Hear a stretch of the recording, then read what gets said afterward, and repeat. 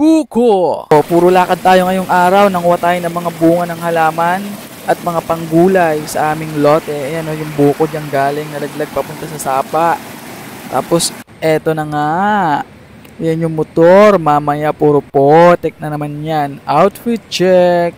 Medyas at tsinelas. Tapos, pantalong panggubad. Eto nga ang aming state-of-the-art bedroom.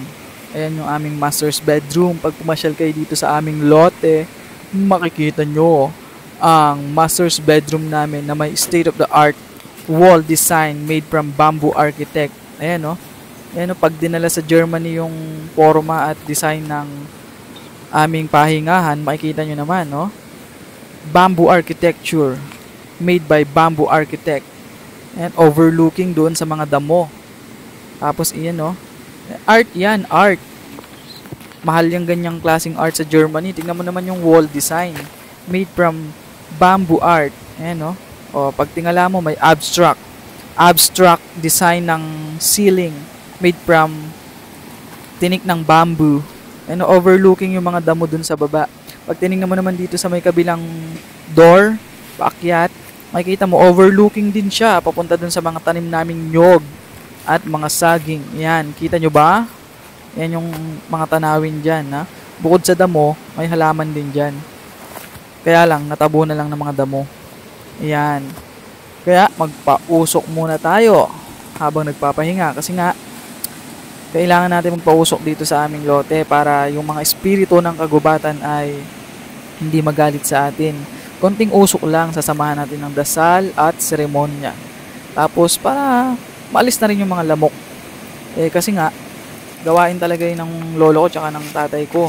Pag nandito, gustong-gusto nila na nagpapausok. Kasi nga daw, parang pagbibigay yan ng pasubali o parang pagbati sa mga espiritu ng kagubatan. Tapos, sasamahan mo ng konting bulong. Yan, dasal-dasal kang konti. Napalakas lang yung usok ko dyan kasi nga, ang dami nating sisigaan.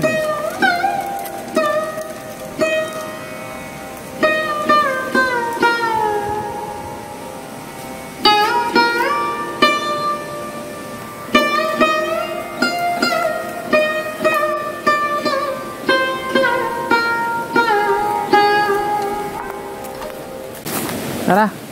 Iyan, siguradong mapapagod kami sa pag-iikot dahil napakalawak ng taniman ng aking lolo. Lote pa lang ng lolo ko ay mahigit 20 hektarya na. Ayun, may bunga na. Oh, pitasin natin. Ayun, dalawang sa ito po. Ayun po.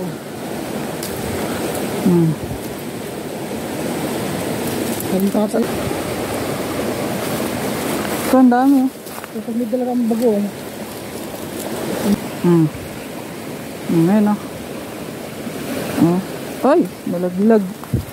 Doon sa isa din. Marami pa doon.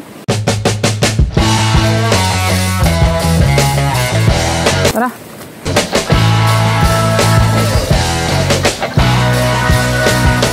Lalagay ko to dito sa bag.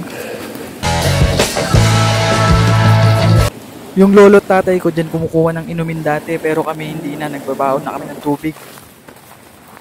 Ito yung mga tanim namin nung nakaraang tag-ulan. Kung ano yung madaanan namin na may bunga o pwedeng igulay, kinukuha na namin bago pa makuha ng iba.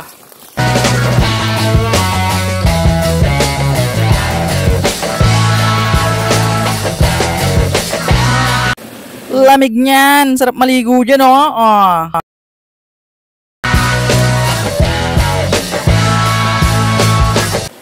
Alam nyo yan? Yung lolo namin tsaka yung mga kamag-anak namin sa tribo, hinanganga nila yan. Ako nagtry ako dati yan. Hindi ako marunong. So, ngunaya ako ng ngunaya, tapos nilunok ko, nahilo ako.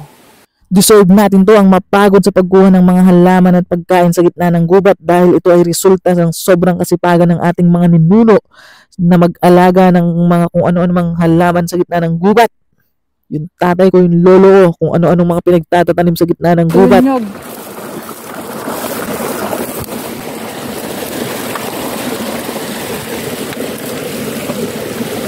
Ma.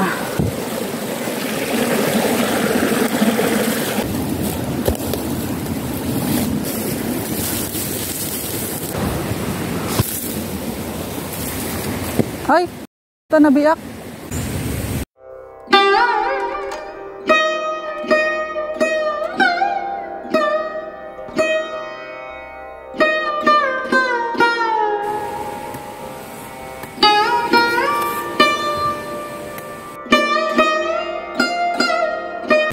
Yung ganda rin na maganda. Ay, nadali mo.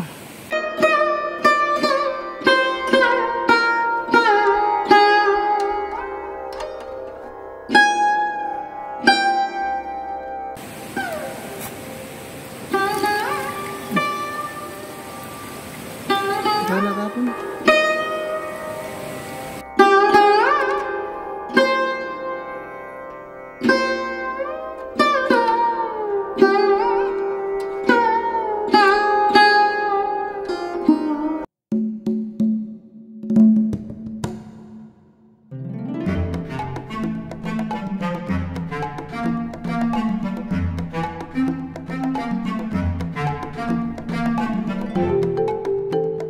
Let's go! Kuha pa tayo ng panggulay na puso ng saging.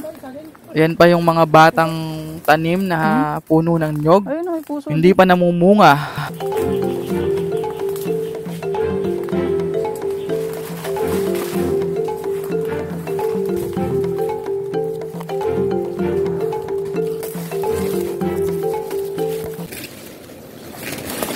Kuha naman tayo ng kalamansi mga boss. Tumaas na ng tumaas yung puno ng aming kalamansi. Hindi na namin na ipruning ng maayos. Yung ibang bunga tuloy hindi na namin maabot.